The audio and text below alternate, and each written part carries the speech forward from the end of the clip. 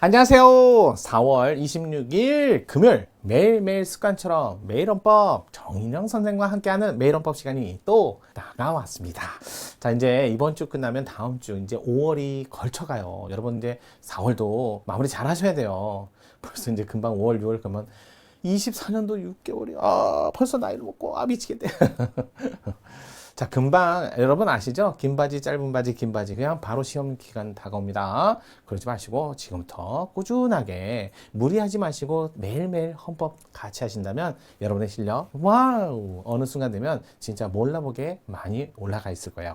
자, 오늘도 그러면 시작해 볼까요? 스타트! 자, 정당해산 제도에 대한 설명으로 하는 거.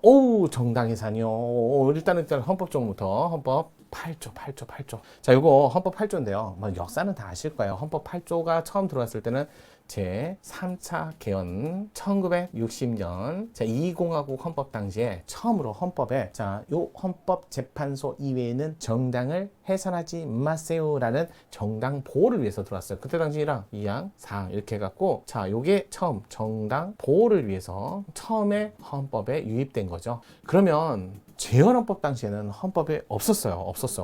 재헌헌법 당시에는 법률의 규정이 있었어요. 정당법이라는 법률로. 근데 입법화 단계에 있다가 드디어 헌법에 유입된 거죠. 자, 그러고 나서 이제 여기 사망이죠. 사망. 요게 이제 국고보조금 보조라는 것을 국고보조금 지급할 수 있다지 해야 한다 받아야 된다는 건 아니에요. 의무사항은 아니에요. 요게 8차 5공화국 때 처음 이제 이렇게 살짝 들어오면서 조문이 현재 이렇게 완성된 거예요. 물론 여기에 보면 뭐 구체적으로 들어가면 요게 조직 목적 활동 해갖고 목조활이란 말이 있는데 목조활 이렇게 했는데 요 조직이라는 게 현행헌법에서 처음 들어왔고, 그럼 여기는 목활이죠. 목 또는 활동. 목적 엔드 아니에요. 이것도 잘 외우셔야 돼요. 이게 아니라 목적 또는 활동이 자유 이렇게 안 써 있어요. 그냥 민주적 기본 질서에 반할 때 이렇게 돼 있어요. 여러분 조문 정확하게 암기하셔야 돼요. 자유자 안 써 있어요. 근데도 판례는 헌법재판소 결정례는 여기까지도 포함된 걸로 이해를 합니다. 그러니까 여러분들 여기까지는 이해하는 거고, 그런 다음에 어떻게 하는 거예요? 이거를 이렇게 할 때 정부가 누구한테 헌법재판소에 이렇게 정부는 헌법재판소에 제소를 하는 거죠. 이게 제소할 수 있다지 필요적으로 해야 한다도 아니에요. 물론 정부는 대통령이 하죠. 항상 대통령은 국무회의 심의하고 부서까지 받으셔야 되는 건 기본이고요. 자, 이렇게 해서 대통령이 정부를 대변해서 제소하면 헌법재판소는 7인 이상 출석하시고 6인 이상 찬성을 하셔야만 헌법재판소에서 결정을 합니다. 헌법재판소는 결정만 하는 거니까 결정예죠. 여기서 결정이 되면 그럼 이제 해산이 확정이 된 거죠. 해산 결정이 되고, 그 다음에 집행은 누가 해요? 중앙선거관리위원회가 정당법에 따라 해산 절차를 진행하는 거죠. 해산 절차를 진행하는 거예요. 그렇게 해서 뭐 하는 거예요? 잘못된 국민의 생각을 도려내는 거죠. 국민의 의사에서 잘못된 생각을 도려내는 거예요. 그런데 가만히 도려내고 보니까 중요한 거는 정당을 도려내는데 정당 소속 국회의원들이 여전히 국회의원으로서 국회에 남아갖고 그들의 의사를 계속 대변한다면 그럼 국민의 의사에서 그러니까 도려낸 게 의미가 없잖아요. 그래서 명문의 규정은 없지만 마련된 바는 없지만 소속 국회의원은 선출 방식 관계없이 그냥 의원직을 상실시켜버린 거죠. 지위를 상실.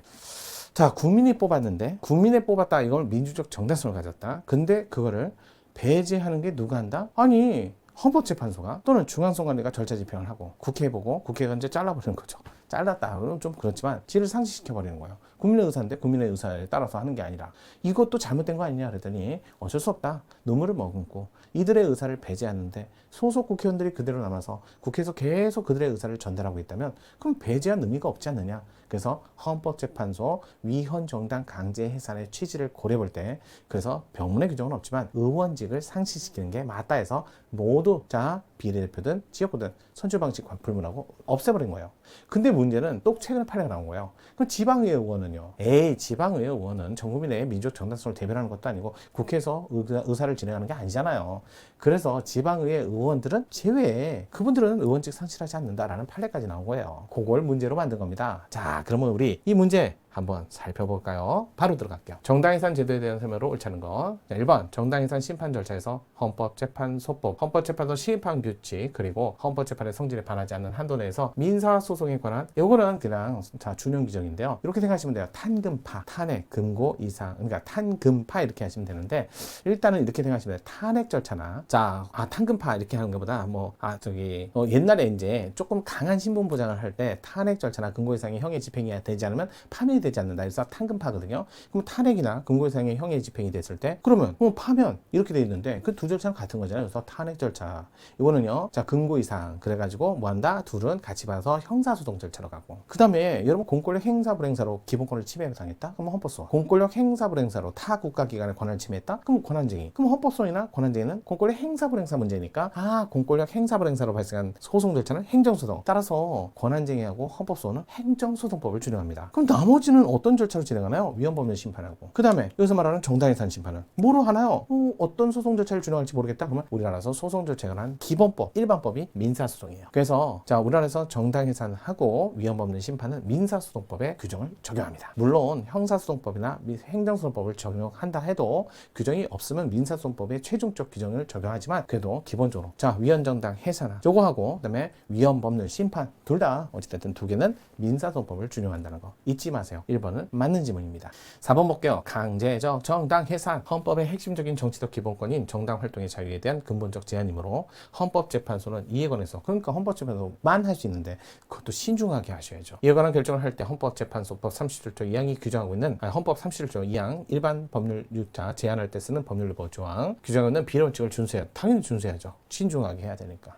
2번도 맞고, 3번 헌법재판소의 해산 결정으로 정당이 해산되는 경우 그 정당 소속 국회의원이 의원직을 상실하는지, 정당 해산됐을 때 그 정당 소속 국회의원이요, 의원직을 상실하는지에 대해서 명문의 규정을 없으나 해산 정당 해산, 자, 소속의 국회의원이 의원직을 상실시키지 않을 때 해산 결정의 실효성을 확보할 수 없게 됐다 말씀드렸죠. 해산을 했는데 계속 국회의원이 남아있으면 해산한 취지가 몰각될 수 있다. 따라서 헌법재판소 정당 해산 결정이 있는 경우 정당 소속 국회의원이 의원직은 당선 방식이 비례대표인지 지역구인지 불문으로 하고 모두 상실되어야 한다. 맞는 지문. 그럼 1, 2, 3번 모두 맞네요. 4번 지문 확인해 볼게요. 지방의회 의원. 자, 국회의원이 아니라 지방의회 의원이네요. 국회의원과 그 역할에 있어 본질적 차이가 있고 헌법과 법률의 지위 보장하는 정도 다르며 정당에 대한 기소성 정도 또한 다르지만 공직선거법 192조 상 소속 정당이 헌법재판소 해산 결정에 따라 해산된 경우 비례대표 지방의회 의원이 퇴직 규정한다라고 조항을 할 수 있으므로, 조항이라고 할 수 있으므로, 헌법재판소 정당 해산 결정에서는 소속 비례대표 지방의회 의원직도 상실한다? 이거하고 아무 관계가 없죠. 지방의회 의원하고 국회의원은 본질적으로 다름으로 안 된다 이렇게 나오는 게 맞는데, 그래서 다 여기서 문제를 내려고 꺾어버렸잖아요. 그래서 정답은 옳지 않은 건 4번. 192조는 자, 결국 192조가 둔 이유는 그냥 지방자치단체 장하고 지방의회하고 서로 분쟁이 발생했을 때 상급장이 그걸 통제하는 규정이지, 이 규정을 비례대표 의원 상실 규정의 근거로 볼 수는 없습니다. 자, 이렇게 하고 오늘 문제 주말 맞이하기 전에 있는 어려운 문제를 한번 살펴봤어요. 자, 여기까지 오셨는데요. 그래도 잘 정리하시고요. 또 주말에는 아시죠? 통치구조로 진행을 하는 거 이제 어느 정도 익숙하실 거예요. 주중에는 헌법의 총론과 기본권, 하지만 주말에는 통치구조편 필요로 하시는 분은 주말에 꼭 또 출첵 부탁드립니다. 여러분 그냥 지나가지 마시고요. 좋아요, 출첵 이거 댓글 날리는 거 관심 있게 해주세요. 그러면 그것도 부지런한 사람이 할 수 있다기보다는 여러분의 관심이에요. 하루하루 하는 거 살짝 가시는 분도 있지만 그래도 관심 가져주세요. 자, 오늘도 매일매일 습관처럼 매일 헌법 살펴봤습니다. 그러면 다음 시간에 뵙겠습니다. 감사합니다.